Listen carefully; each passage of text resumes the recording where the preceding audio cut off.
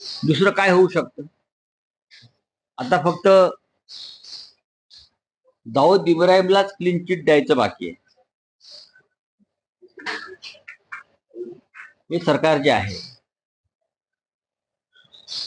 हे सरकार महाराष्ट्रातला असो किंवा दिल्लीतला असो, ओवाळून टाकलेले सगळे भ्रष्टाचारी आपल्या पक्षात घेत आहेत आणि आमची ताकद किती वाढली आहे असं बिडकी दंडाची फुगून दाखवत आहे.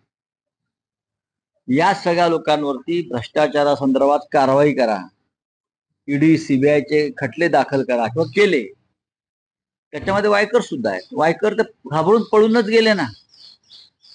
वायकर हे घाबरून पळूनच गेले ईडी आणि सीबीआयला. हेच केस, याच खटल्यांमुळे आता त्यांना क्लीन चिट दिली. दुसरं काय होऊ शकतं या सरकारमध्ये? मोदींच्या किंवा महाराष्ट्रातल्या फडणवीसांच्या सरकारमध्ये हे का कायद्याचं राज्य आहे का? याचा अर्थ असा, तुम्ही आमच्या लोकांवरती खोटे खटले दाखल केलेत, खोटे गुन्हे दाखल केलेत, त्यांच्या मनात भीती निर्माण केली आणि आपल्या पक्षांवर हे तुम्ही मान्य करा.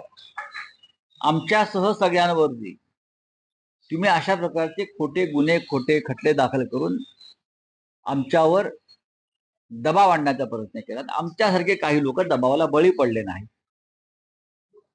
पण ज्यांचं काळीज उंदराच आहे बरं का, असे अनेक लोक पळून गेले. राष्ट्रवादीतून पळून गेले, अजित पवार असतील, स्वतः मुख्यमंत्री पळून गेले, त्यांनाही भीती होती कारवाईची. त्यांच्या बरोबरचे आमदार मंत्री पळून गेले आमच्याकडले. असे अनेक लोक गेले दिल्लीत आणि महाराष्ट्रात. त्यातले वायकर एक आहेत ना. काय बोलणार?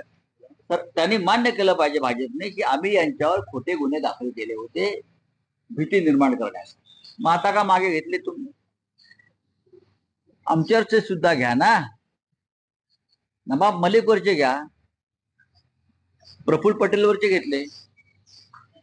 150 कोटीची प्रॉपर्टी तुम्ही रिलीज केली. आमच्या सुद्धा मध्यमवर्गीयांच्या प्रॉपर्ट्या तुम्ही जप्त केलेल्या आहेत का? आम्ही तुमच्या पक्षात येत नाही म्हणून?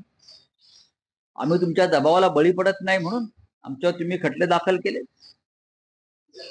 याचा विचार करायला पाहिजे. सोमय्याने अनेकांवरती तक्रारी दाखल केल्या, आता याच्यावरती ते बोलतील का? अहो, सोमय्या काय सांगताय, फडतूस माणूस आहे.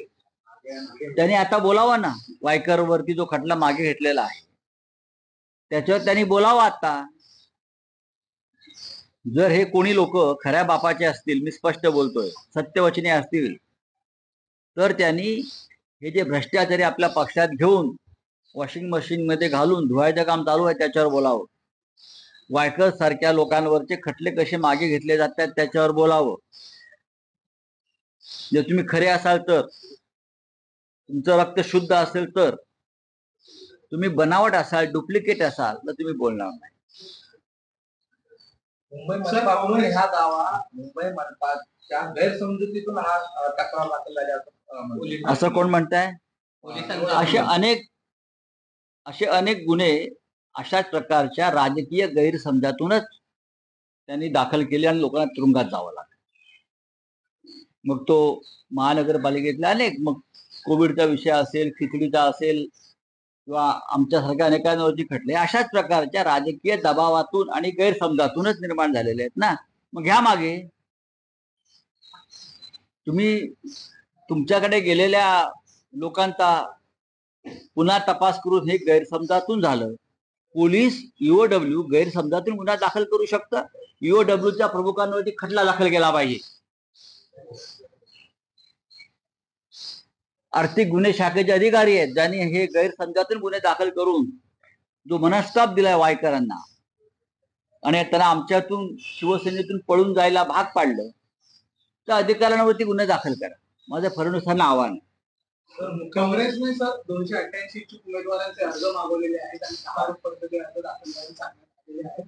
काय वाटतंय, काँग्रेसचा एकला चलुचा? अजिबात नाही. कालच आमची महाविकास आघाडीची बैठक झाली. यशवंतराव चव्हाण प्रतिष्ठानला माननीय शरद पवार साहेब होते, उद्धवजी होते, काँग्रेसकडून नाना पटोले, बाळासाहेब थोरात, पृथ्वीराजजी चव्हाण असे प्रमुख नेते होते. आम्ही सगळे होतो. जयंतराव पाटील होते,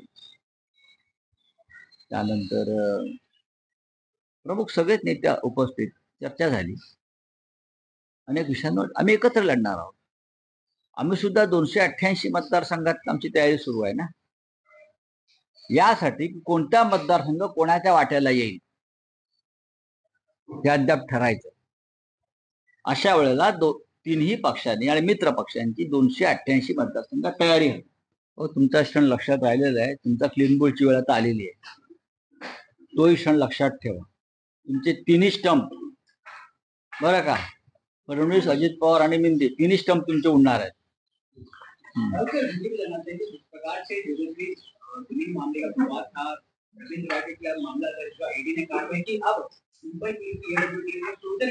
वो शेड्यूल ऑफेंस को रद्द कर दिया क्योंकि ईडी को आसान हो जाए. हाँ, उसका मतलब है. और ये बोल रहा है ईओडब्ल्यू की, क्या बोल रहा है, गलत फहमी से हमने ये एफआईआर लॉन्च किया था. भाई ये कौन सी गलत फहमी ईओडब्ल्यू कर रही है? तो जो गलत फहमी से जो ये एफआईआर लॉन्च किया था, वो जो अधिकारी है ईओडब्ल्यू के चीफ है, उसके खिलाफ एफआईआर लॉन्च करो. आपने एक ऐसे व्यक्ति को मजबूर किया पार्टी छोड़ने को आफ्टर दिस एफआईआर, डर के मारे. वो डर गए बेचारे, वो डर गए. अपने आप को टाइगर समझता था लेकिन डर गया.